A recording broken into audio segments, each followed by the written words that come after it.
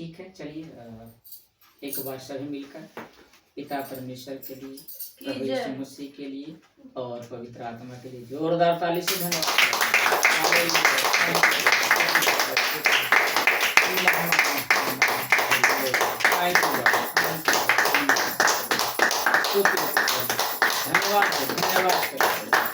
आपको महिमा हम सभी के बीच में प्रभु मेरे अंदर हमारे बीच में सभी को ब्लेस करे पिता। आइए हम सब कुछ वचन को हम लोग सीखेंगे। 2025 समाप्त हो चुका है, अब हम नए साल में प्रवेश कर चुके हैं, है ना? तो हमें बदलाव लाना है। नीचे वाला ठीक है ना? तो जो कुछ 2025 में हम लोगों ने किया है उससे अलग 2026 में करेंगे, क्योंकि 2026 में शैतान अब हमें ज्यादा अटैक कर रहा है।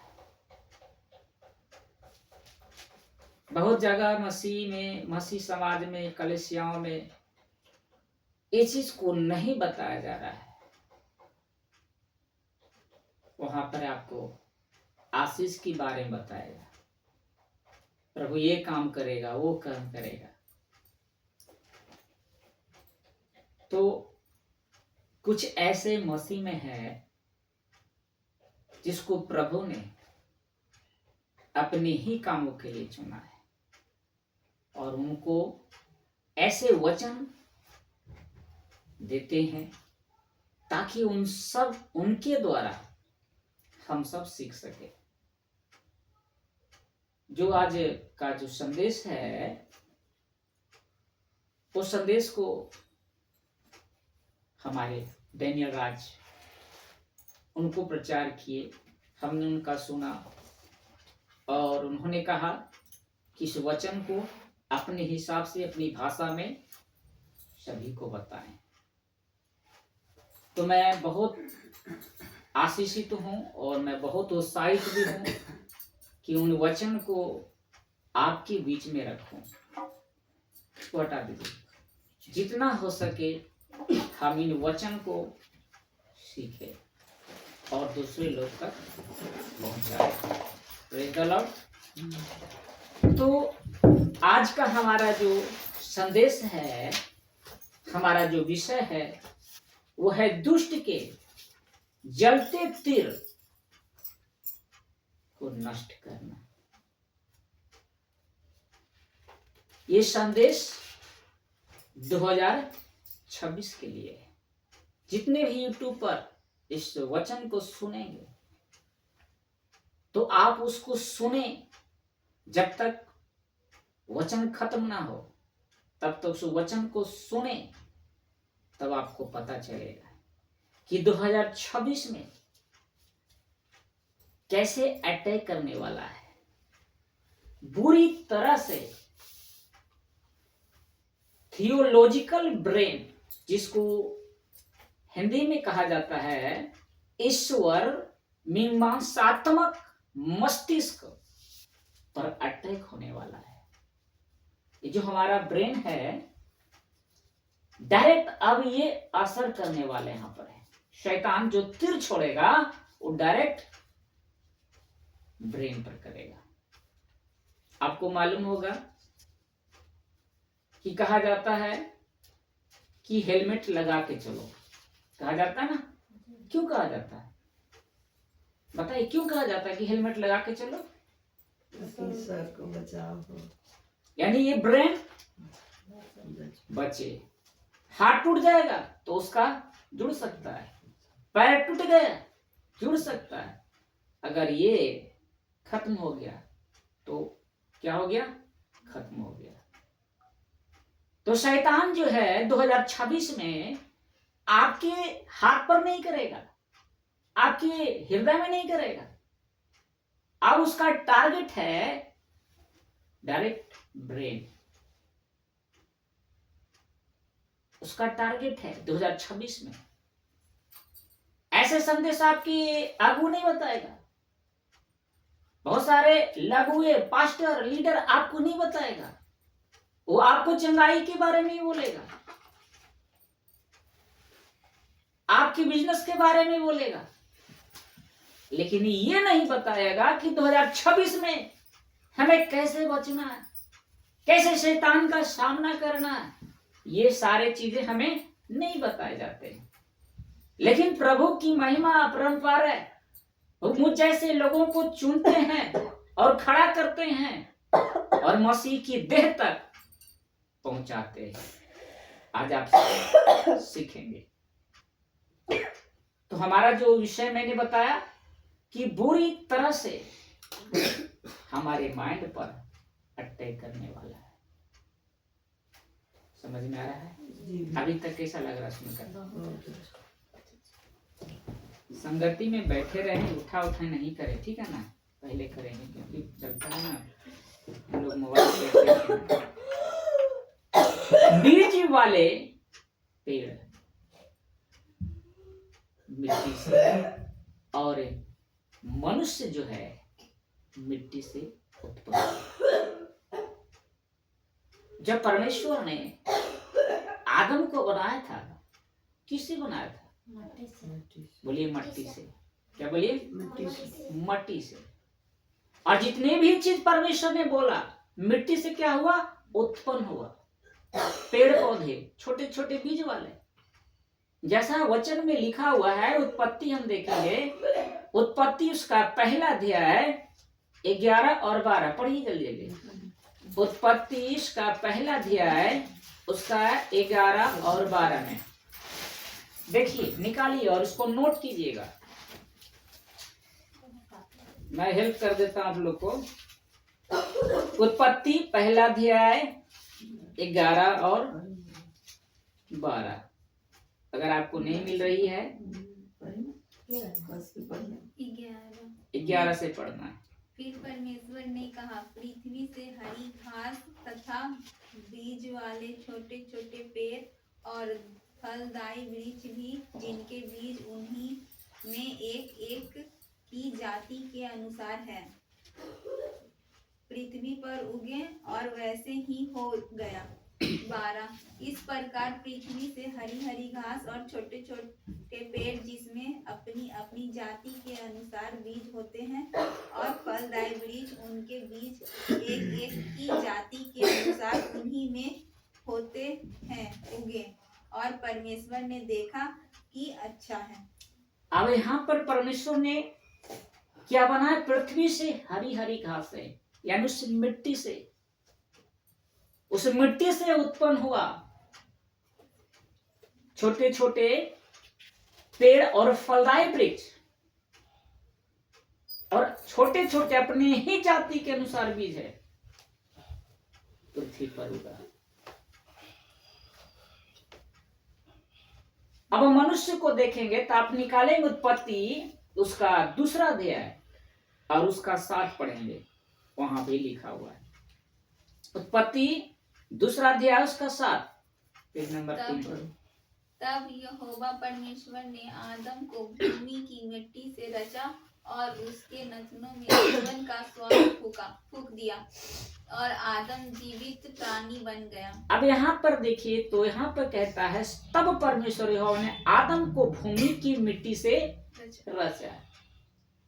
जिस मिट्टी से पेड़ पौधे परमेश्वर ने उत्पन्न किया, उससे मिट्टी से आदम को भी बनाया, उससे मिट्टी से। इसका मतलब क्या है कि मिट्टी का एक कानून है, एक लॉ है, मिट्टी का एक कानून होता है।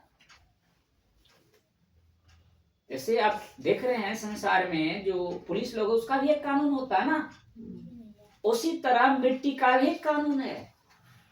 ये कैसे मिट्टी से कानून है? जैसा बीज वैसा फल।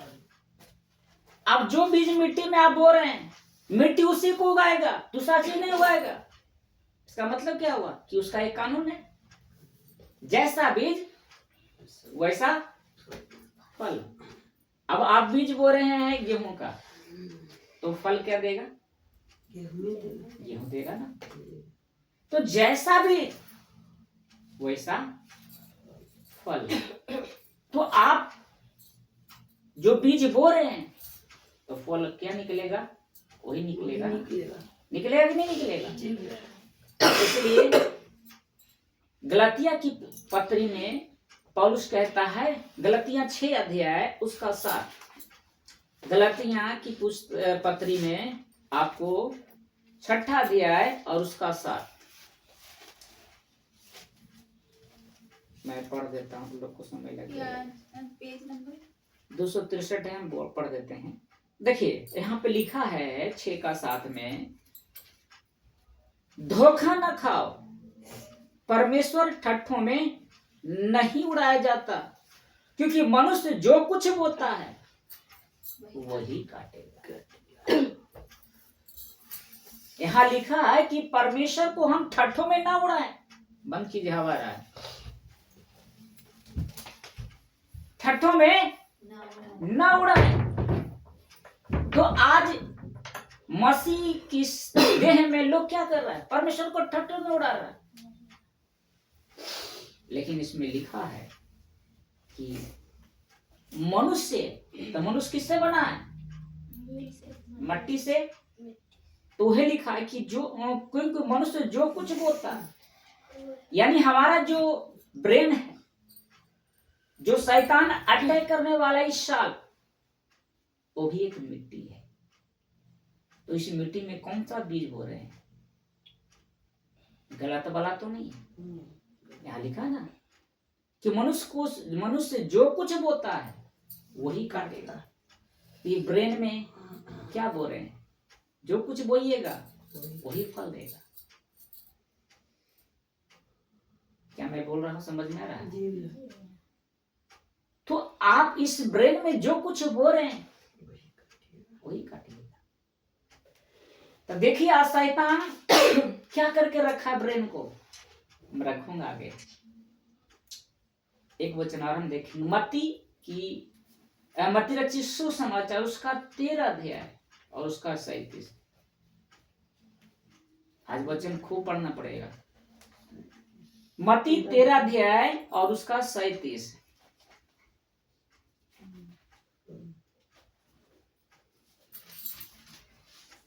लिख ले जाएं, अगर नहीं है तो हम पढ़ देंगे। उसने उसको उत्तर दिया, अच्छे बीज का बोने वाला मनुष्य का पुत्र है।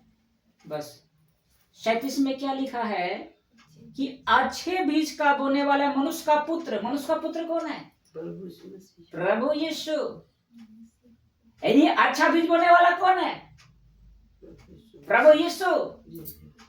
और गलत बीज बोने वाला कौन है? शैतान, लूसीफर।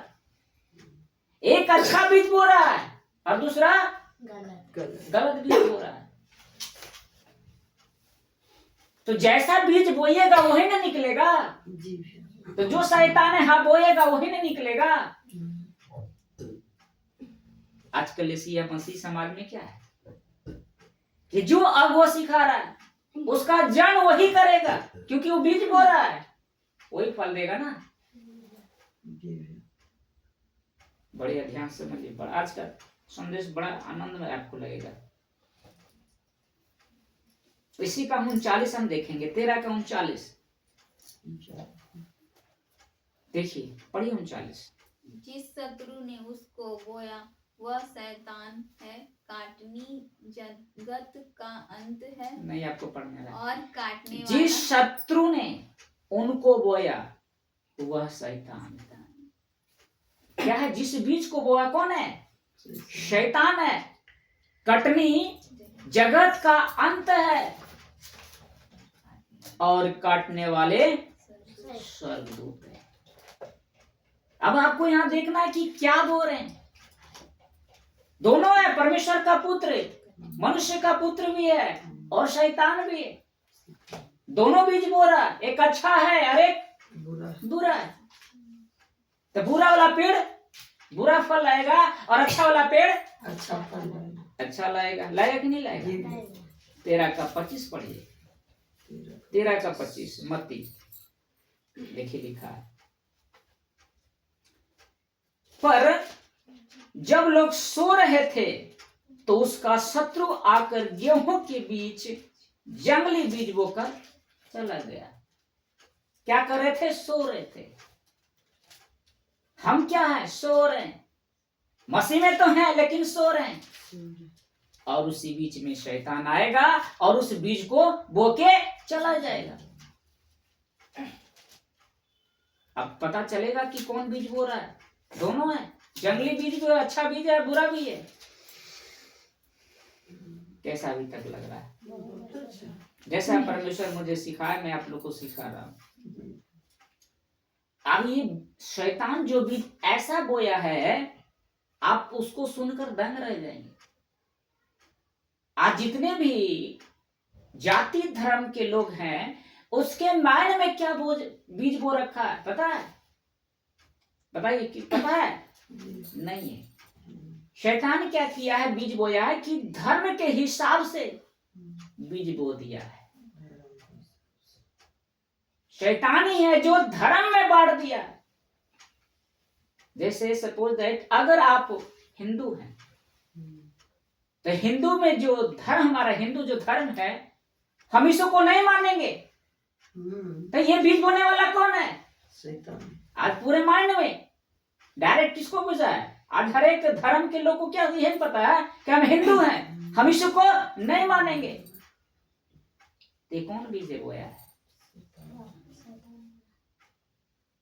ईसाई के घर में जन्मेगा वो कहेगा हम उसको नहीं मानेंगे, हिंदू को नहीं मानेंगे। अगर मुस्लिम के घर में पैदा हुए तो मुस्लिम कहेगा ना हिंदू मानेंगे ना ईसाई मानेंगे, दोनों को नहीं मानेगा। तो ये बीज बोने वाला कौन है? सब बोलिए।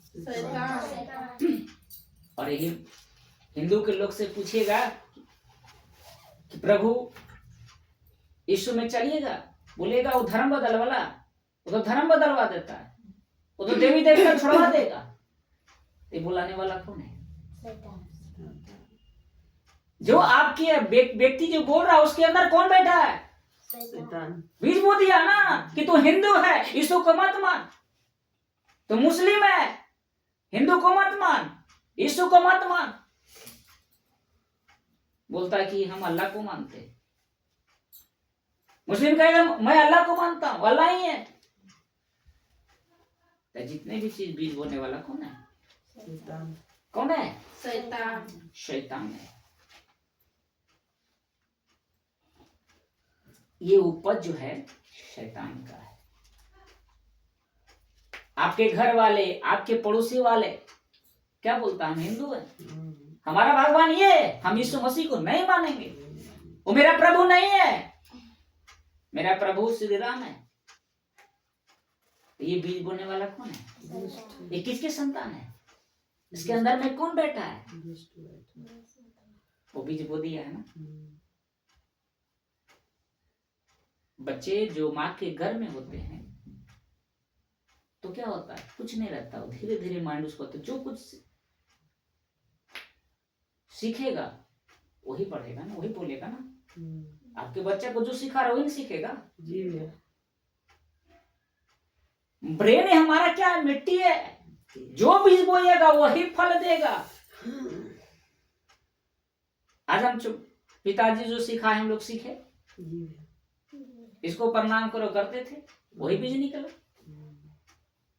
बताइए अभी तक कैसा लग रहा है? बहुत अच्छा। मत्ती उसका 7 अध्याय उसका 17, मत्ती 7 का 17, मत्ती 7 का 17 लिख लीजिए। अगर नहीं आता है तो हम पढ़ देंगे। मत्ती 7 का 17 क्या लिखा है? इसी प्रकार हर एक अच्छा पेड़ अच्छा फल लाता है और निकम्मा पेड़ बुरा फल लाता है। अब समझ में आया? इसी प्रकार हर एक अच्छा पेड़ अच्छा फल लाता है और निकम्मा पेड़ बुरा फल लाता है। बीज के हिसाब से जैसा बीज बो रहे हैं वही फल निकलेगा। तो अच्छा बीज अच्छा फल और बुरा बीज बुरा फल। ये मैं नहीं कह रहा है, कौन कह रहा है? वचन कह रहा है। निकम्मा पेड़ बुरा फल लाता है, अच्छा फल नहीं लाएगा। नहीं लगा। जब आप और हम मसीह में आते हैं तो नई सृष्टि में हो जाते हैं, हमारा नया जन्म होता है। जब हम प्रभु में आते हैं, आप उद्धारकर्ता प्रभु यीशु को मानते हैं ना, उसी वक्त हमारा नया जन्म होता है, यानी हम फिर से पैदा हो गए। हमारा माइंड जो है फिर से पैदा होगा। अब जो कुछ इसमें बोएंगे वही होगा, क्योंकि हम मसीह में तो नई सृष्टि है। लिखा है वचन में भी लिखा है, नया जन्म पाना, नया ब्रोन।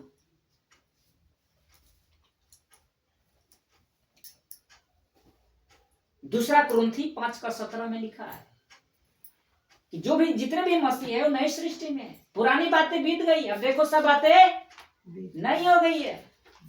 दूसरा कुरिन्थी 5:17 में लिखा है, दूसरा कुरिन्थी 5:17 लिखा हुआ। इसलिए यदि कोई मसीह में है तो वह नई सृष्टि है, पुरानी बातें बीत गई, देखो सब बातें नई हो गई। पेज नंबर है 249। तो जितने भी हम मसीह में आते हैं हमारा नया जन्म होता है, पाँच का कितना? फिर से हम जन्म लेते हैं। 17 पाँच का 17। फिर से हमारा क्या होता है? जन्म होता है। अब जैसे ही बच्चा जन्म लेता है तो उसको कुछ बुद्धि नहीं होता, और उसको जो कुछ हम सिखाएंगे वही सीखेगा ना।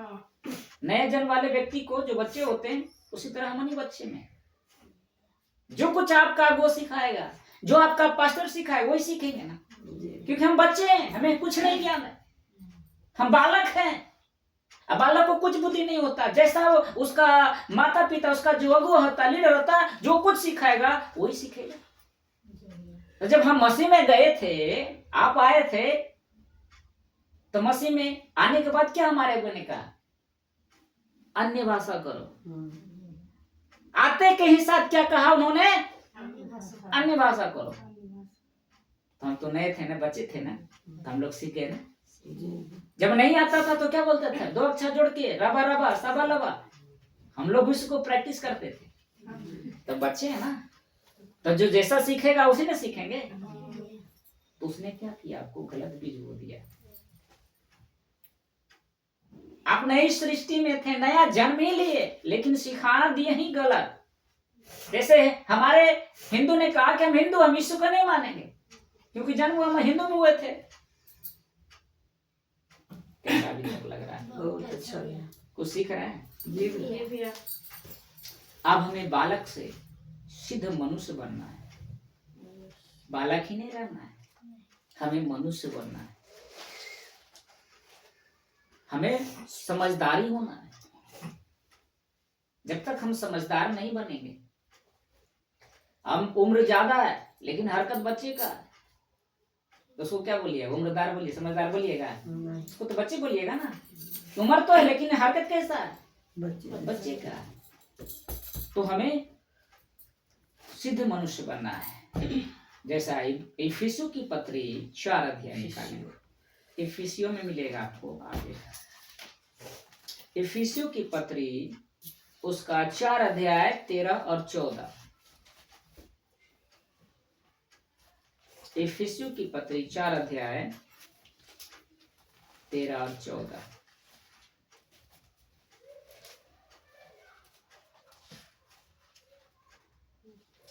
इफिसियों की पत्री 4 अध्याय 13 और 14, पेज नंबर है 267। ठीक है, लिखा है, जब तक कि हम सब के सब विश्वास और परमेश्वर की पुत्र की पहचान में एक ना हो जाएं, और एक सिद्ध मनुष्य न बन जाए और मसीह के पूरे ढील ढाल तक न बढ़ जाए, ताकि हम आगे को बालक न रहे जो मनुष्य की ठग विद्या और चतुराई से उनके भ्रम की युक्तियों के और उपदेश के हर एक झोंके से उछाले और इधर उधर घुमाए जाते। ठग विद्या, समझ रहे हैं? गलत शिक्षा।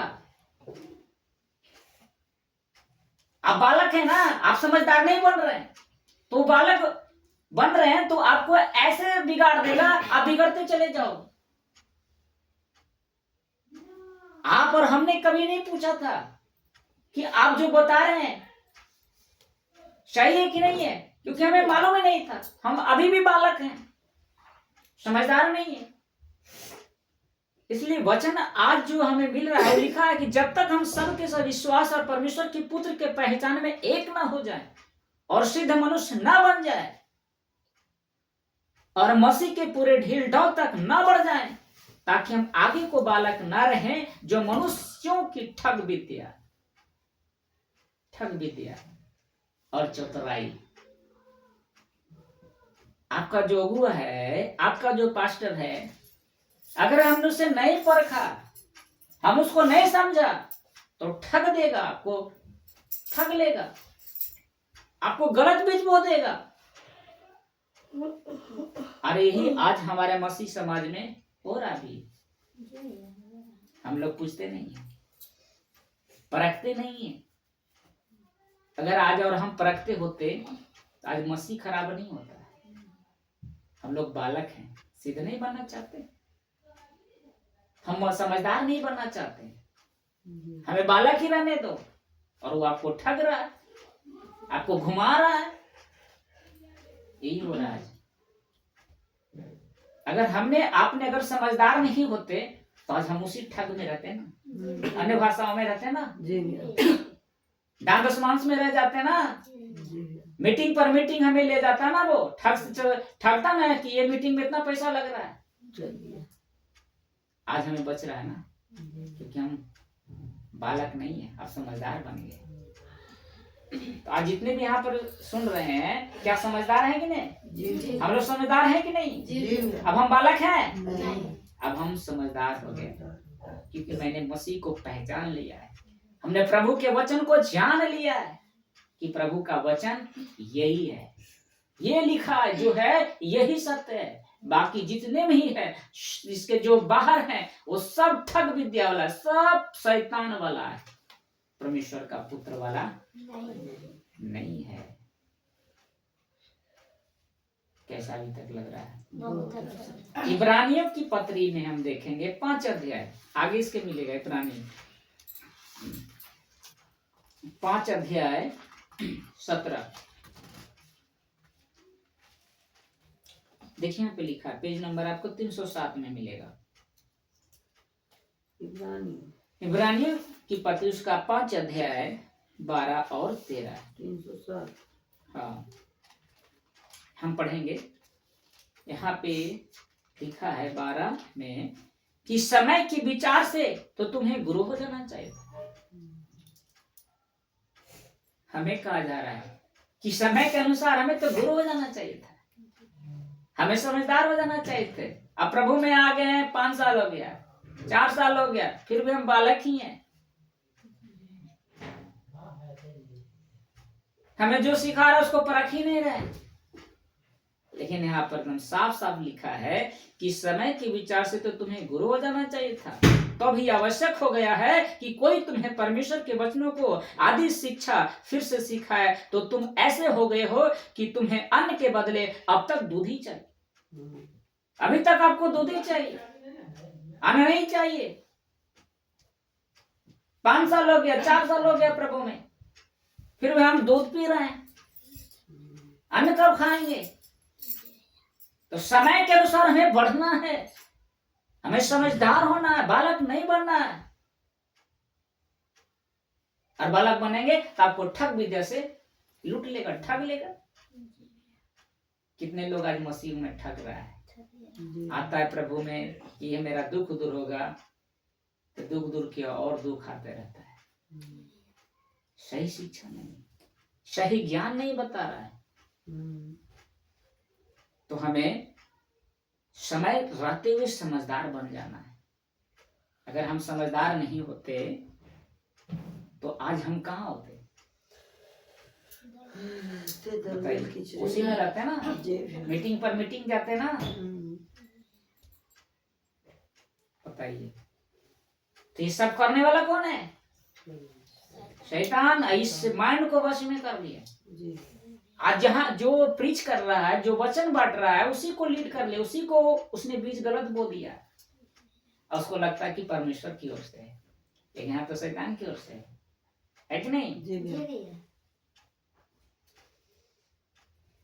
और 13 में लिखा है, क्योंकि दूध पीने वाले बच्चे को तो धर्म के वचन की पहचान नहीं होती।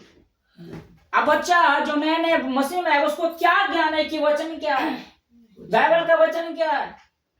उसे कुछ ज्ञान नहीं है, क्योंकि वो क्या है, बालक है। वो भी दूध पीता बच्चा, अभी तो मसीह में आया ही है। उसे क्या पता है कि वचन क्या होता है? कुछ नहीं पता। लिखा है एकदम साफ साफ, क्योंकि दूध पीने वाले बच्चे को तो धर्म के वचन की पहचान नहीं होती, क्योंकि वो बालक है। बालक जब हम थे, बड़े हुए ना जी, अब बालक से हम बढ़ गए, लेकिन बुद्धि समझ बच्चे का। अब कब हम समझदार बनेंगे? बड़ा होंगे तो समझदार। बड़ा है, मसीह में 5 साल 10 साल हो गए, क्या बड़ा नहीं हुए? तो बड़ा हो गए, फिर भी तो वो दूध पीते वाले बच्चे बन रहे, सही शिक्षा को समझ नहीं रहे, वचन का पहचान नहीं अभी तक हो रहा है आपको कि कौन सही बोल रहा है, कौन गलत बोल रहा है। अभी तक आपके बीच में पहचान नहीं है। या कैसा समझ में आ रहा है अभी तक? बहुत अच्छा। 2026 जो समय है, दिन बहुत भयंकर आने वाले हैं। बुरे दिन का सामना हमें करना है। शैतान तीर चलाएगा और कहाँ मार रहा है? ब्रेन में। तो हमें हाथों से उसको पकड़ के बुझाना है। मार रहा है, उसको पकड़ेंगे और उसको बुझाएंगे। कब? जब आप समझदार बनोगे तब ना। नहीं तो वो चलाएगा, ठक से मार देगा, ठपाठप मारते रहेगा, और हम वही करेंगे जो कहेगा, करते चले जाएंगे। हमें उसको पकड़ना है, उसके तीर को। तब जाकर के परमेश्वर ने कहा, इफिसियों की पत्री 5 अध्याय का 16 और 17 में क्या कहा है? देखिए, मैं पढ़ूंगा। इफिसियों की पत्री में उसका 5 अध्याय 16 और 17 है। 5 अध्याय 16 और 17। देखिए, मैं पढ़ रहा 16 और 17। पेज नंबर है 269। अवसर को बहुमूल्य समझो, मतलब जो समय उसको महत्वपूर्ण समझो, बहुमूल्य समझो, ठीक है ना? क्योंकि दिन बुरे हैं। दिन क्या है? बुरे हैं।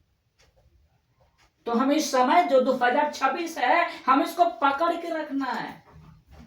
इस समय हमारे लिए इंपॉर्टेंट है, बहुमूल्य है। सोने चांदी हीरे, सोना तो बाद में मिल जाएगा, लेकिन एक बार समय चला जाएगा, दोबारा मिलेगा? नहीं। तो कौन बहुमूल्य है? समय। 2026 हमारे लिए क्या है? बहुमूल्य है। और 17 में लिखा है, इस कारण निर्बुद्धि ना हो। अब हमें क्या करा कि इस कारण निर्बुद्धि ना हो, पर ध्यान से समझो कि प्रभु की इच्छा क्या है। हमें समझना है कि प्रभु की इच्छा क्या है, प्रभु ने हमें क्यों चुना है, प्रभु ने हमें क्यों अलग किया है। इस बात को हम समझ नहीं रहे और आ रहे हैं, जा रहे हैं, समय को बर्बाद कर रहे हैं, बहुमूल्य नहीं समझ रहे हैं। तो हमें समझना है क्योंकि दिन बुरे आने वाले हैं। झूठे झूठे लोग भविष्यवक्ता उठ खड़े होंगे, ऐसे से अभी उठ खड़े होंगे जो अद्भुत चमत्कार करके बोलेगा। ऐसे ऐसा गवाही आप सुनेंगे, कहिए अरे ऐसे कैसे हो रहा है। रेखा दी बता रही थी कि एक का पति मर गया था, तो उसको घर में रखा था। उसको दादा सांस नहीं कर रहा था, बोला कि नहीं परमेश्वर जिंदा कर देगा। तो 7 दिन की 8 दिन हुआ तो वो जीवित हो गया था। जब दरवाजा निकालने गया लोग तो दरवाजा को खोलकर वही बाहर निकलता। अब बताइए कैसा हो सकता है? आप आश्चर्य कर रहे हैं ना? सुने थे, गवाही भी सुने थे। क्या ऐसा कभी हो सकता है? और वो हमारे द्वारा हो जाएगा? ऐसा काम कौन कर सकता है? सिर्फ प्रभु कर सकता है। हमारे गुरु मतलब हमारे प्रभु यीशु कर सकता है। अब बताए हम पाप कर रहे हैं, हम अन्य भाषा कर रहे हैं, गलत शिक्षा में चल रहे हैं, हमारे द्वारा ऐसा चमत्कार होगा? तो ऐसा चमत्कार हो भी रहा है तो किसके द्वारा हो रहा है? शैतान के द्वारा होता है। सब झूठ झूठ सब शैतान फैला रहा है। हम इसके बातों में नहीं आना है, हमें समझदार बनना है, बुद्धिमान बनना है। 2026 नहीं गलत सब सारी चीजें, इस पर ध्यान नहीं देना है। एफिसियों की पत्री 6 अध्याय और उसका 13 देखिए लिखा है 6:13 में लिखा हुआ है, इसलिए परमेश्वर के सारे हथियार बांध लो कि तुम बुरे दिन का सामना कर सको। अब जो 2026 जो चल रहा है, इस समय 2026 में शैतान डायरेक्ट ब्रेन पर हमला कर रहा है, डायरेक्ट हमें वो तीर चला रहा है। दुष्ट जो है तीर चला रहा है,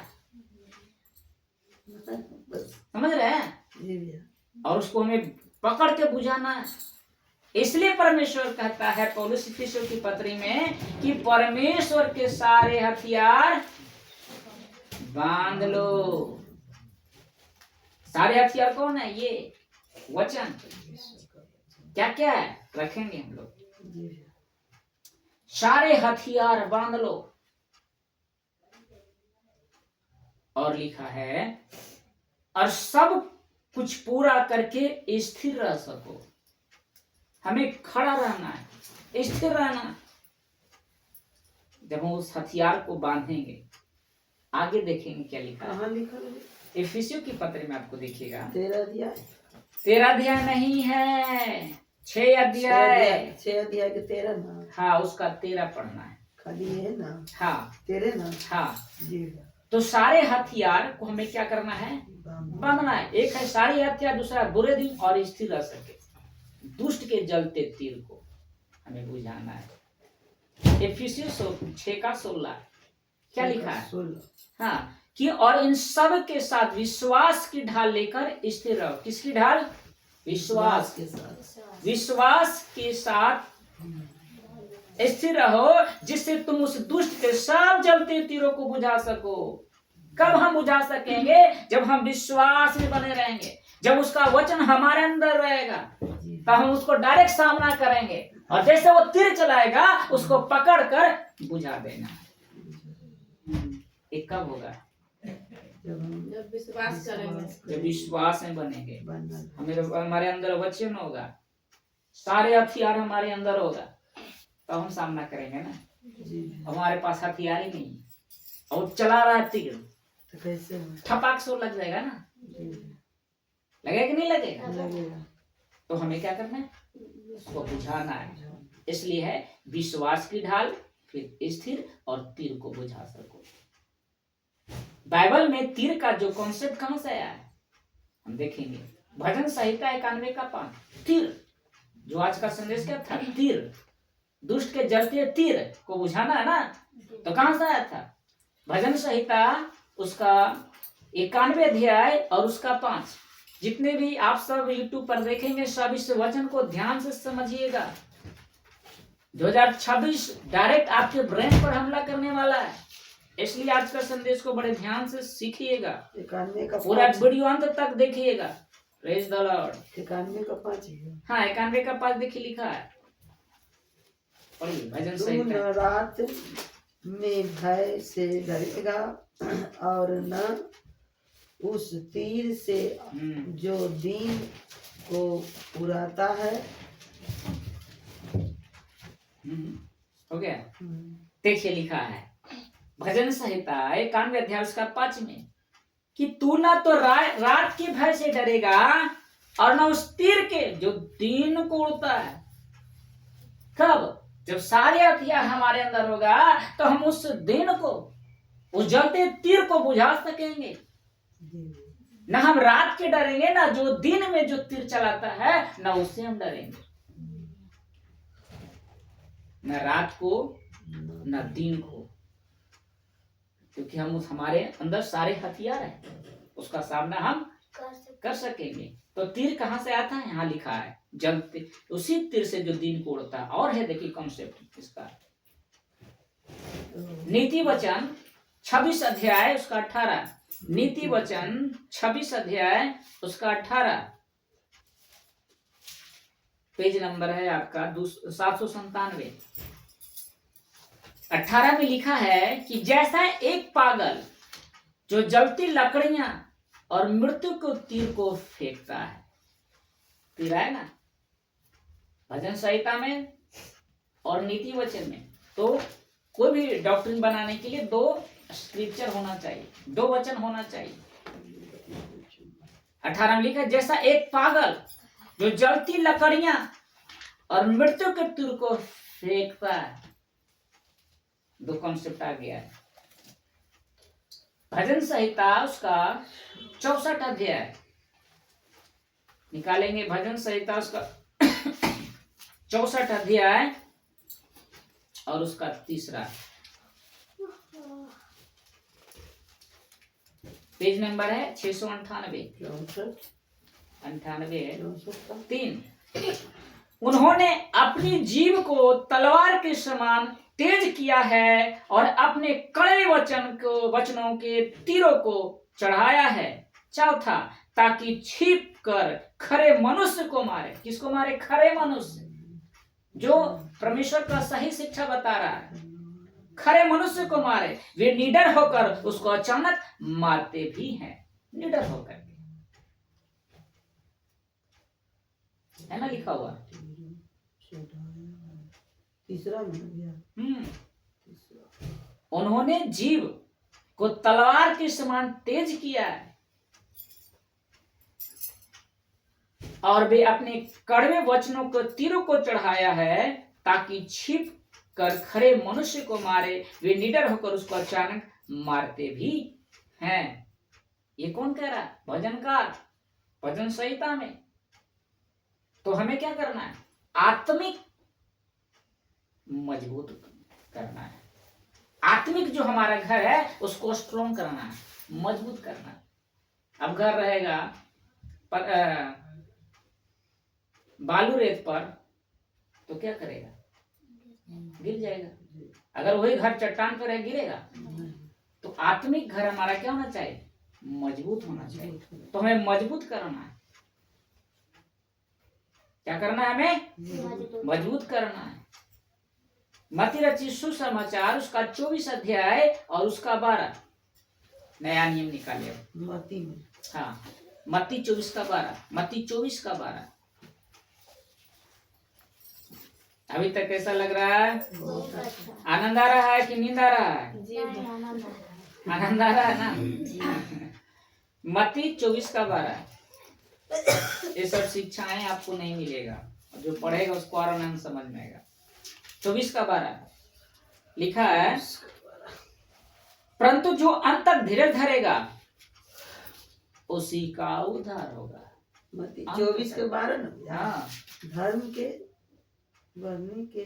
मत्ती 24 का हम क्या बोले थे? 11 मत्ती 24 का 12 पढ़िए। हाँ, अधर्म के बढ़ने से बहुत का प्रेम ठंडा पड़ जाएगा। अधर्म के बढ़ने से, अधर्म मतलब नहीं, अधर्म जो बता रहा है ना, अभी मैं बताया था ना कि अधर्म जो शैतान ने क्या बताया, हिंदू है तो बोलेगा हम इसको नहीं मानेंगे, मुस्लिम कहेगा हम इसको नहीं मानेंगे। तो जो अधर्म बढ़ जाएगा उससे क्या होगा? जो भी प्रभु में आएगा वो ठंडा पड़ जाएगा। अब शुरू में हम लोग मसीह में आए थे तो कितना उत्साह था, जहां था वहां चल जाते थे। लेकिन आज देखिए, छोड़ो कल जाएंगे, 1 महीना बाद जाएंगे। शुरू शुरू एकदम एनर्जी था, ताकत था, लेकिन धीरे धीरे धीरे धीरे हम ठंडे पड़ गए। क्यों पड़ रहे हैं? क्योंकि शिक्षाएं अलग अलग है। आप किस पे विश्वास कीजिएगा? आप किस पे विश्वास कीजिए? कहाँ पे कौन अगुए पे विश्वास करिएगा? अब उसका शिक्षा सुनिएगा तो कहिएगा वो ठीक है बोल रहा है। आप सत्संग में किसी को जाइएगा तो बोलेगा अन्य भाषा सही है, तब को लगेगा ठीक है तो बोल रहा है। वहां जाएगा तब का मन लगे तो ये भी तो सही बोल रहा है। अब ऐसे करें, किस पे विश्वास करें किस पे ना करें, तो धीरे धीरे मसीह में क्या होता है, ठंड पड़ते चल जाता है, धीरे धीरे परमेश्वर से दूर हो जाता है। बहुत आदमी छूट रहा है, छूट नहीं रहा है, छोड़ दे रहा है, छोड़ ही नहीं दे रहा है। तो अधर्म क्या हो जाएगा? अधर्म के कारण बहुतों, अधर्म के बढ़ने से बहुतों का प्रेम क्या हो जाएगा? ठंडा हो जाएगा। क्या पड़ जाएगा? ठंडा पड़ जाएगा। तो हमें क्या करना है? ठंड पड़ने नहीं देना है, हमें सही पकड़ के शीशा को चलना है। दूसरा तीमुथियुस निकाले, दूसरा तीमुथियुस दूसरा अध्याय और उसका 9। दूसरा तीमुथियुस, नया नियम, हाँ दूसरा तीमुथियुस का दूसरा अध्याय और उसका 9। पेज नंबर आपको बता देते हैं, 2 का 9, पेज नंबर 295 है।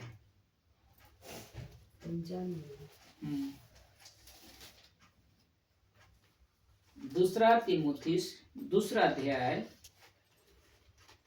उसका 9 लिखा है, जिसके लिए मैं कुकर्मी के समान दुख उठाता हूँ, यहाँ तक कि कैद भी हूँ, परंतु परमेश्वर का वचन कैद नहीं। परमेश्वर का वचन कैद नहीं है। इस तीमुथियुस को लिख रहा था पत्री में पौलुस, तो वहां पे लिखा है कि जिसके लिए मैं कुकर्मी के समान दुख उठाता हूं, कुकर्मी नहीं लेकिन कुकर्मी के समान दुख उठाता हूं, यहां तक कि कैद भी हूं, जेल में कैद है, परंतु परमेश्वर का वचन कैद नहीं है। परमेश्वर का वचन कभी कैद नहीं हो सकता है। पौलुस जेल में लिखता था और लिख लिख कर हम तक पहुंचाया, तो वचन आया कि नहीं आया? वचन कैद हुआ नहीं। वचन कभी नहीं रुक सकता, शैतान कितना भी रोक लगाए, लेकिन वचन बढ़ते चला जाएगा, वचन बढ़ेगा। पहला यूहन्ना 2:18, पहला यूहन्ना 2:18, पेज नंबर है 334। लिखा है कि हे लड़कों, मसीह विरोधी है, हे लड़कों ये अंतिम समय है। क्या है? 2026 जो बात चल रहा है संदेश, ये अंतिम समय है। और जैसा तुमने सुना है कि मसीह का विरोधी आने वाला, मसीह का विरोधी आने वाला है, उसके अनुसार अब भी बहुत से मसीह विरोधी उठ खड़े हुए हैं। इससे हम जानते हैं कि यह अंतिम समय है। अब मसीह विरोधी खड़ा हो चुका है, शैतान आ चुका है। मसीह का जो विरोधी है, जो वचन का विरोधी है, वो खड़ा हो चुका है। यूहन्ना पहला यूहन्ना 334 में मैं फिर पढ़ देता हूँ। हे लड़कों, हम सभी मसीह को कहा जा रहा है, यह अंतिम समय है, और जैसा तुमने सुना है कि मसीह का विरोधी आने वाला है, उसके अनुसार अभी बहुत से मसीह विरोधी उठ खड़े हुए हैं। इससे हम जानते हैं कि यह अंतिम समय है। ये जो समय चल रहा है अंतिम है, ये अंतिम समय है। तो कैसे हमें संभल कर चलना है? इस समय जो आ चुका है 2026, हमें संभल कर चलना है।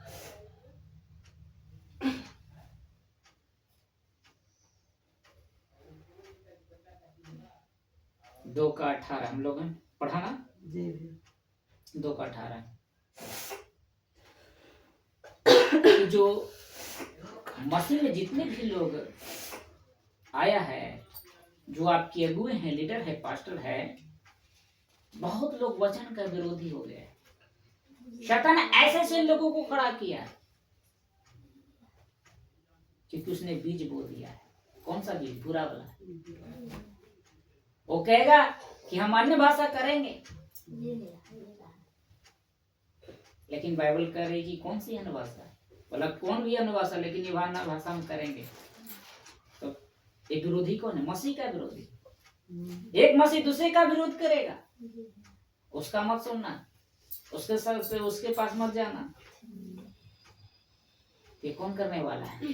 शैतान आ चुका है। दूसरा कुरिन्थी 4 अध्याय उसका 4। दूसरा कुरिन्थी 4 अध्याय उसका 4।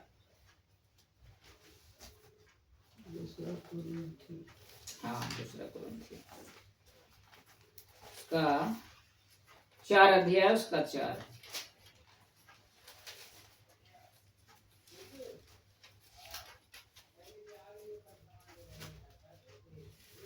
देखिए लिखा, हम पढ़ते हैं 4 का 4। और न उस अविश्वासियों के लिए जिनकी बुद्धि इस संसार के ईश्वर ने अंधी कर दी है, ताकि मसीह जो परमेश्वर की प्रतिरूप है उसके तेजोमय सुसमाचार का प्रकाश उन पर न चमके। किसने अंधी कर दी है? जो संसार है, किसने अंधी कर दी है? शैतान ने। संसार को पूरे वो अंधा कर दिया। आप लोग नहीं समझ रहे हैं, देख रहे हैं। यहाँ लिखा है कि और उन अविश्वासियों के लिए, यानी संसार की बात है, विश्वासी की बात है, उन विश्वासी की बात है, जिनकी बुद्धि संसार ने ईश्वर को अंधी कर दी है, ताकि मसीह जो परमेश्वर का प्रतिरूप है उसके तेजमय सुसमाचार का प्रकाश उन पर न चमके। संसार के हर लोग, चाहे जो जाति जो धर्म के लोग हैं, वो नहीं चाहेगा कि यीशु मसीह के पास हम जाए और न यीशु मसीह का सुसमाचार फैले। ये सब संसार को अंधा करने वाला दुष्ट है। वो नहीं चाहता है कि तू यीशु को मानो। वो बोलता है कि हम यीशु को नहीं मानेंगे, चाहे कुछ भी हो जाए। आज बड़े बड़े लोग को देखिए, नहीं मानेंगे। भारत को चलाने वाला, इंडिया को चलाने वाला नीतीश कुमार सब नहीं मानेगा, क्योंकि उसका अंधा कर दिया। उसको लगता है संसार ही सब कुछ है। तो सब अंधा करने वाला कौन है? शैतान है। शैतान ही कर दिया है। दूसरा कुरिन्थी उसका 3 अध्याय और उसका 14 में देखेंगे। यहाँ लिखा है 14 में, परंतु वे मति मंद हो गए हैं, क्योंकि आज तक पुराना नियम पढ़ते समय उनके हृदय पर वही पर्दा पड़ा रहता है, पर वह मसीह में उठ जाता है। पुराने नियम अभी भी उसके हृदय में, मसीह की बातें कर रहे, विश्वासी की बातें कर रहे, अविश्वासी की बातें नहीं, मसीह की बातें कर रहे हैं। 5 में भी दूसरा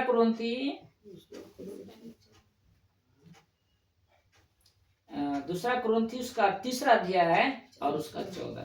3 अध्याय, हाँ 3 अध्याय 14।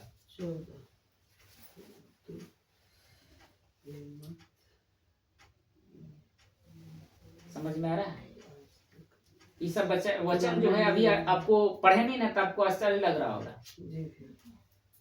इसको हम दोबारा फिर तिबारा हम लोग इस पर हम मनन करेंगे, कोई बात नहीं।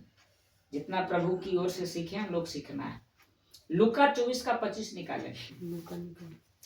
लूका 24 का 25। लूका 24 का 25।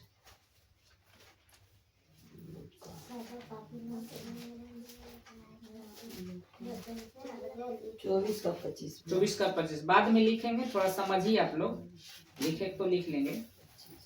24 का 25 में लिखा है, तब उसने उनसे कहा, हे निर्बुद्धियों और भविष्यवक्ताओं की सब बातों पर विश्वास करने से मंदमतियों। तब उसने उनसे कहा कि हे निर्बुद्धियों, जो निर्बुद्धि है उसको कह रहे हैं, हे निर्बुद्धियों और भविष्यवक्ताओं की सब बातों पर विश्वास करने में मंदमतियों। लूका 24:11, इसी का 11 हम देखेंगे। परंतु उनकी बातें उन्हें कहानी सी जान पड़ी और उन्होंने उनकी प्रतीति न की। किनकी प्रतीति? वचन की, यीशु मसीह की प्रतीति न की। लूका में यीशु का पुनरुत्थान जब वो जी उठे थे, बहुत लोगों ने नहीं माना, यहाँ तक कि चेलों ने विश्वास नहीं किया। चेले तक विश्वास नहीं किया यीशु मसीह जी उठा है। थोमा तो कहा कि जब तक मैं उंगली ना डालूंगा जब तक विश्वास नहीं करूंगा। ऐसा तक न बता दिया। समझिए, आगे हम देखेंगे यहाँ से, ठीक है ना। आपके उद्धार के बाद सारा खेल समझने का, जिस दिन आपका उद्धार हो जाता है अब आपको समझना है, सारा फोकस आपको समझना है। ऐसे आप प्रभु में आते हैं उस वक्त से आपका समझना सबसे इंपॉर्टेंट हो जाता है। इसलिए मैंने लिखा है कि आपके उद्धार के बाद सारा खेल समझने का। जब तक हम नहीं समझेंगे, ये जो लिखा हुआ वचन कोई समझता है? नहीं समझता। लेकिन सारा खेल समझने का। समझ गए तो प्रभु को जान गए, अगर नहीं समझे तो नहीं समझ पाएंगे। मत्ती 13:19, मत्ती 13:19, मत्ती 13 अध्याय और उसका 19।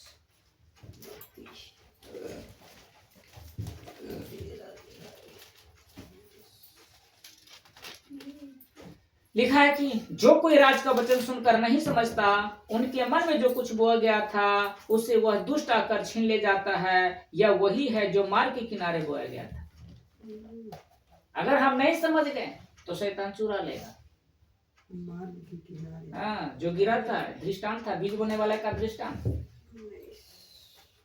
जब तक आप नहीं समझिएगा, गई भैंस पानी में। मसीह में आने के बाद भी आप नरक में जा सकते हैं। अगर आप नहीं समझ पाए तो आप मसीह में आने के बाद भी नरक में जाइएगा। तो बताए, मसीह में आने से मतलब कि समझने से मतलब है? आ तो गए लेकिन आज तक समझ नहीं रहे। तो सारा खेल किसका है? समझने का। मैं आप लोग को क्यों समझा रहा? समझ गए तो अनंत जीवन आपका, नहीं समझे वही मिलेगा। नरक आपके लिए रखा है। तो सारा खेल क्या है? समझने का है। इसलिए उन्होंने कहा कि जो कोई राज का वचन सुनकर नहीं समझता तो क्या है, उसके मन में जो कुछ बोया जाता गया था वह दुष्ट यानी शैतान अगर छीन ले जाता है, वही जो मार्ग के किनारे बोया था। तो 2026 में वचन को समझने में मेहनत करना पड़ेगा। इस साल हमें मेहनत करना है, हमें और मेहनत करना सीखने में, समझने में। इसलिए मैं प्रतिदिन आपको समझाते रहता हूँ। वो भी इधर उधर की बातें नहीं, वचन की बातें। तो इस साल हमें और मेहनत करना है, लेकिन कोई मेहनत करना ही नहीं चाहते। तो मेहनत नहीं करेंगे तो फिर शैतान तीर चला रहा है, ब्रेन पर ही चला रहा है। याद रखिएगा, जलते तीरों को बुझा सकें कब? जब हम वचन को समझेंगे। सारा वचन को हमारे अंदर होगा, ढाल बनेगा, तब हम उसके तीर को बुझा सकते हैं। दूसरा पत्रस 3 अध्याय, दूसरा पत्रस 3 अध्याय 16, 17, 18 अंतिम निकाले। दूसरा पत्रस, दूसरा पत्रस ये बहुत इंपॉर्टेंट है। 3 अध्याय 16, 17, 18। दूसरा पत्रस 16, 17, 18 देखिए, हम पढ़ेंगे। पेज नंबर है 331। 16 में, वैसे ही उसने अपनी अपनी सब पुत्रियों में भी इन बातों की चर्चा की, जिनमें कुछ बातें ऐसी हैं जिनका समझना कठिन है, और अनपढ़ और चंचल लोग उनके अर्थों को भी पवित्र शास्त्र की अन्य बातों की तरह खींच तान कर अपने ही नाश का कारण बनाते हैं।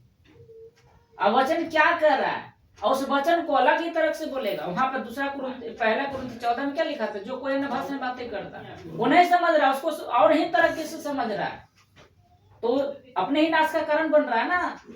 अगर वो नहीं समझ रहा है तो उसका कारण कौन है? खुद है। यहाँ साफ साफ लिखा है, नहीं है तो मैं फिर से पढ़ूंगा। 16 में लिखा है कि वैसे ही उसने अपनी सब पत्रियों में भी, यहाँ पे पत्रियों है, पुत्रियों नहीं है, ठीक है ना, गलती था उसमें, मैं बोला था जो। वैसे ही उसने अपनी सब पत्रियों में भी इन बातों की चर्चा की है। पत्रस कह रहा है, लिखा है, जिनमें कुछ ऐसी बातें हैं जिनका समझना कठिन है। कुछ ऐसे इसमें लिखा है जिसको समझना क्या है, बहुत ही कठिन है, ठीक है ना। और अनपढ़, देखिए लिखा है, अनपढ़ और चंचल लोग उनके अर्थों को भी पवित्र शास्त्र की अन्य बातों की तरह खींच तान कर अपने ही नाश का कारण बनाते हैं। वचन क्या कर रहा है, उसको अलग तरह से समझ रहा है। अन्य भाषा कहाँ लिखा है, पृथ्वी की भाषा, वहां समझ रहा है कि परमेश्वर से बातें होता है, स्वर्ग की भाषा है, तो अपने ही नाश का कारण बन रहा है। 17, इसलिए हे प्रियो, तुम लोग पहले ही इन बातों को जानकर चौकस रहो, ताकि अधर्मियों के भ्रम में फंसकर अपनी स्थिरता को कहीं हाथ से खो ना दो। ऐसे ऐसे लोग खड़े जाएंगे, वो आपके उद्धार को छीन सकता है, वो उसके द्वारा आपको नष्ट कर सकता है। इसलिए कहा चौकस रहो। हे प्रियो, तुम लोग अपनी इन बातों जान चौकस रहो, ताकि अधर्मियों के भ्रम में फंसकर अपनी स्थिरता को कहीं हाथ से खो ना दो। 18, पर हमारे प्रभु और उद्धारकर्ता प्रभु यीशु मसीह के अनुग्रह और पहचान में बढ़ते जाओ, प्रभु के वचन में बढ़ते जाओ। उसी की महिमा अब भी हो और युगान होती रहे। आमीन। आगे होती रहे। आमीन। सोचिए, हमें चौकस रहना और बढ़ते जाना है। इतना ही नहीं, हम लोग जो करें इससे और बढ़ेंगे, और अच्छे से सीखेंगे, और मेहनत करना है 2026 में। हम लोग को एक अकेले से नहीं होगा, सबको मेहनत करना है, सबको मेहनत करना है। मीका में भी लिखा है, पुराना नियम में, मीका 3 अध्याय 1 से लेकर 6 तक। प्रभु जैसा हमें सिखाया, आप लोग को सिखा रहे हैं। मुझे लगता है कि आप लोग समझ रहे हैं। नहीं समझ रहे हैं क्या, बताइए। यूट्यूब पे जितने भी देखेंगे सब लोग समझिएगा, और गलती भी हो तो उसके लिए सॉरी। मीका 3 अध्याय, मीका आपको मिलेगा 1078 पेज में, 78।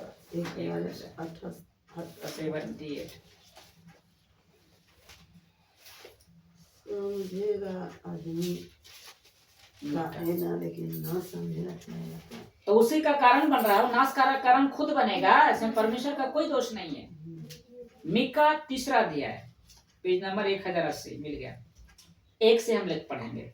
मैंने कहा, हे याकूब के प्रधानों, हे इजराइल के घरानों के न्यायियों, सुनो, क्या न्याय का भेद जानना बहुत काम नहीं? तुम तो भलाई से बैर और बुराई से प्रीति रखते हो। देखिए क्या लिखा है, तुम तो भलाई से बैर और बुराई से प्रीति रखते, यानी बुराई से प्रेम रखते, बुराई की संगति करते हो, है ना, बुरा प्रीति रखते हो। मानो तुम लोगों पर उनकी खाल उधेड़ लेते हैं और उनकी हड्डियों पर से उनका मांस नोच लेते हैं। 3, वरन तुम लोगों का मांस खा भी लेते हैं और उनकी खाल उधेड़ते हो। तुम उनकी हड्डियों को हांडी में पकाने के लिए तोड़ डालते और उनका मांस हांडे में पकाने के लिए टुकड़े टुकड़े करते हो। वे उस समय यहोवा की दुहाई देंगे। कौन समय? उस समय, परंतु वह उनकी ना सुनेगा जब न्याय का दिन होगा। वरन उस समय उनके बुरे कामों का कारण उनके मुंह मोड़ लेगा। 5, यहोवा का यह वचन है कि जो भविष्यवक्ता मेरी प्रजा को भटका देते हैं और सब उन्हें खाने को मिलता है, तब शांति शांति पुकारते हैं। क्यों? किसकी बातें हो रही है? पास्टर की बातें, आज्ञों की बातें हो रही है। 5 से बढ़िया 5 का देखिए लिखा है, यहोवा का यह वचन है कि जो भविष्यवक्ता मेरी प्रजा को भटका देते हैं और जब उन्हें खाने को मिलता है तब शांति शांति पुकारते हैं, और यदि उन्हें उनके मुंह में से कुछ ना दे तो उसके विरुद्ध युद्ध करने को तैयार हो जाते हैं। अगर आप दान दशमांश जो अगर अगुओं को नहीं देंगे तो क्या करेगा? तो आप ही के विरोध में हो जाएगा। और जब उसको दीजिएगा तो बोलेगा, दीदी गॉड ब्लेस यू, बहुत अच्छा है, बहुत अच्छा है, यानी शांति शांति बोलेगा। अगर जिस दिन नहीं दीजिएगा 2 महीना 3 महीना रोक दीजिएगा, आपसे पूछो वो नहीं करेगा, आपसे बातें ही नहीं करेगा, मुंह मोड़ लेगा। यहाँ लिखा हुआ, ये कौन करेगा? पेटू सेवा करेगा, जो मसीह में आया ही अपनी सेवा करने के लिए, पेट की सेवा के लिए। ऐसे लोग हैं, मुझे ऐसे लोग नहीं है जो खरा प्रचार करता है, सही शिक्षा देता है। ना तो हम लोग दान दशमांश पर जोर देते हैं, ना अन्य भाषा पर जोर देते हैं, लेकिन जो लोग पेटू सेवक होंगे वो जरूर आपको जोर देगा, जरूर देगा। तो ये सब झूठे भविष्यवक्ता हैं। इस कारण तुम पर ऐसी रात आएगी कि तुमको दर्शन ना मिलेगा और तुम ऐसे अंधकार में पड़ोगे कि भावी ना कर सको। भविष्यवक्ताओं के लिए सूर्यास्त होगा और दिन रहते वो पर अंधियारा छाया जाएगा, दिन रहते हुए उन पर अंधियारा छा जाएगा। बताइए, तो बताइए, आप अच्छे जगह आ गए ना, खरी शिक्षा में ना। आगे और वचन है, देखिए कितना। मत्ती 7 अध्याय निकालिए, 21-22 तो कहाँ तक? 6 तक हुआ भैया। हाँ, 6 तक मत्ती ना। 7 अध्याय, हाँ 21-22 मत्ती में देखिए। कितना से शुरू हुआ भैया? 3 अध्याय 1 से लेके मीका 3 से शुरू हुआ। 3 अध्याय है दीदी। वो ऊपरा ही से, वने से। हाँ, शुरू हो गया ना। मत्ती 7 देखिए लिखा है। 37। इस पर मैं चर्चा भी किए थे आप लोग से। देखिए लिखा है 7:21 में, जो मुझे हे प्रभु कहता है उनसे हर एक स्वर्ग के राज्य में प्रवेश ना करेगा, परंतु वही जो मेरे स्वर्गीय पिता की इच्छा पर चलता है। उसी दिन बहुत से लोग मुझसे कहेंगे, हे प्रभु, क्या हमने तेरे नाम से भविष्यवाणी नहीं की थी?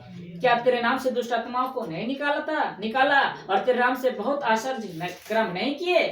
तो 23 में लिखा है, तब मैं उनसे खुलकर कह दूंगा, मैंने तुमको कभी नहीं जाना, हे कुकर्म करने वाले, मेरे पास से चले जाओ। प्रभु नहीं पहचानेगा, आपको नहीं पहचानेगा तू कौन है। तो आप उस वक्त बोलोगे ही कि आपके नाम से मैंने दुष्ट आत्मा निकालते थे, ये करते थे चमत्कार। तो प्रभु है, मैं तुझे नहीं जानता, हे कुकर्म करने वाले, मेरे नजर से चले जाओ। 7 अध्याय 21-22। तो आप मसीह को जीवन दिए, मूर्ति पूजा छोड़ दिए, और वो प्रभु जिसके लिए आप कर रहे हैं, वो प्रभु आपको पहचान ही नहीं रहा है। 21-22 यहाँ से। तो किसके पीछे भागना है? चमत्कार के पीछे भागना है कि सही शिक्षा, खरी शिक्षा के पीछे भागना है? हाँ, चमत्कार के पीछे नहीं भागना है, क्योंकि यहाँ लिखा हो कि चमत्कार दिखाएगा, सद कर्म, फिर भी करा कि मैं तुझे नहीं पहचानता। परमेश्वर उसी को पहचानेगा जो ये वचन उसके संग होगा, ये वचन उसके साथ होगा, ये बाइबल उसके साथ होगा। God bless you. उसके साथ होगा। इसलिए हम और आप क्या कर रहे हैं? इसको अंदर ले रहे हैं। जब मेरे अंदर रहेगा तो प्रभु मेरे अंदर है, वो कहेगा हाँ तू है, मैं जानता हूँ तुझे। अभी तक कैसा लग रहा है? बहुत अच्छा। मत्ती 12 में लिखा है 46 से 50, मत्ती 12 वहां भी लिखा है, मत्ती 12, बड़े ध्यान से समझिएगा। मत्ती 12 अध्याय 46 से हम पढ़ेंगे। लिखा है 46 में, जब वह भीड़ से बातें ही कर रहा था तब उसकी माता और भाई बाहर खड़े थे और उससे बातें करना चाहते थे। 47, किसी ने उससे कहा, देख तेरी माता और तेरे भाई बाहर खड़े हैं और तुझसे बातें करना चाहते हैं। 48, यह सुनकर उसने कहने वालों को उत्तर दिया, कौन है मेरी माता, कौन है मेरे भाई? 49, और अपने चेलों की ओर अपना हाथ बढ़ाकर कहा, देखो मेरी माता, मेरे भाई यही है। जो वचन सुनता है वही परमेश्वर के भाई है, बहन है, माता है। समझ में आ रहा है? 12 अध्याय। हमारा कोई भाई नहीं, भाई वही है जो वचन को मानता है। अब जो पाप करेगा उसको हम भाई बोलेंगे? उसको भाई नहीं बोल सकते। प्रभु खुद कह रहा है कि कौन है मेरा भाई, कौन है मेरी माँ, कौन है मेरा? तो बोला जो वचन सुनता है, जो वचन को मानता है। 50 लिखा, क्योंकि जो कोई मेरे स्वर्गीय पिता की इच्छा पर चले वही मेरा भाई, वही मेरी बहन और वही मेरी माता है। यानी हमें क्या करना है, हमें परमेश्वर की इच्छा पर चलेंगे तभी प्रभु कहेगा कि तू मेरा भाई है। यीशु कहेगा तू मेरा दोस्त है, भाई है। वो कहेगा परमेश्वर की इच्छा। परमेश्वर की इच्छा यही है कि उनके वचन पर चले। समझ में आ रहा है? लिया कैसा लग रहा है? बहुत अच्छा। अब अंत में प्रेरितों के काम 6 अध्याय उसका 10। प्रेरितों के हाँ, प्रेरितों के काम 6 अध्याय उसका 10। नया नियम में प्रेरितों के काम मिलेगा, यूहन्ना के बाद मिलेगा। 6 का 10 हम पढ़ रहे हैं। परंतु उस ज्ञान और उस आत्मा का जिससे वह बातें करता था वे सामना न कर सके, उसका सामना ही नहीं कर सका। बसलेल की शिक्षा, बसलेल है निर्गमन 31 का 3 में। यूसुफ, देखिए यूसुफ जो याकूब का 12 बेटा था, उसमें से यूसुफ था। अगर आप वचन निकालेंगे उत्पत्ति 41 का 39, समय नहीं हम लोग के पास। प्रेरितों के 6 का 10 है। 6 का 10। यूसुफ की कहानी से हमें क्या शिक्षा मिलेगा? देखिए उत्पत्ति 41 का 39। उत्पत्ति में क्या?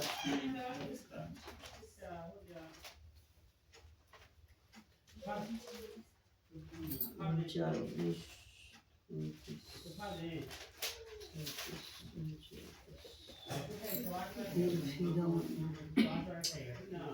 फिर फिरौन ने यूसुफ से कहा, परमेश्वर ने जो तुझे इतना ज्ञान दिया है कि तेरे तुल कोई समझदार और बुद्धिमान नहीं है। पति पर जो उसको खरीद कर ले गया था, उसने देखा कि इसके साथ जो है परमेश्वर का सामर्थ्य, इसके पास परमेश्वर का ज्ञान है, ये जो कुछ कहता है परमेश्वर करता है। वो बोल रहा है कि ज्ञान है उसके पास। ऐसे बहुत सारे वचन हैं। पहला समय में राजा दाऊद भी था, वही परमेश्वर का अनुग्रह से बहुत बुद्धिमान था। दानियल भी था, उसी प्रकार था। जितने भी चीज मैं बता रहा हूँ सब बुद्धिमान था, सब परमेश्वर का ज्ञान था।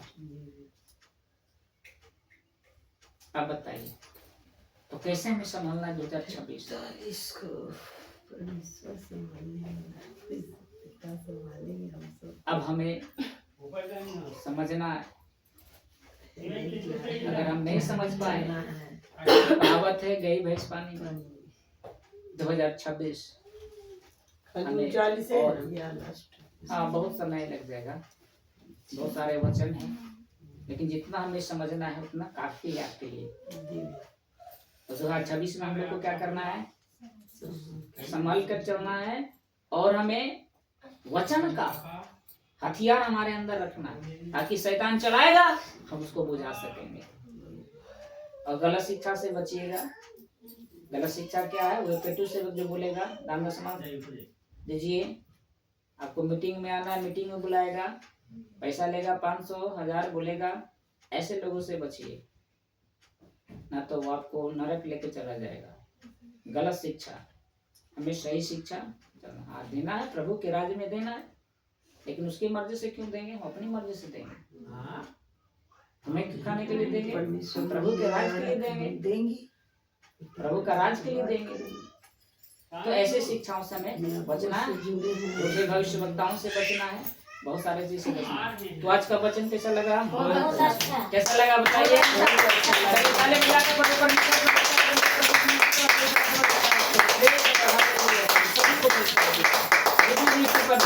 सभी को आपको देना पड़ेगा, सभी के वचन के द्वारा संभाल लेना पिता, ताकि सही शिक्षा की ओर से चले पिता। यही मेरी दुआ है यीशु के नाम से, आमीन। God bless you. वचन ऐसे एक कॉपी देंगे, वचन अपना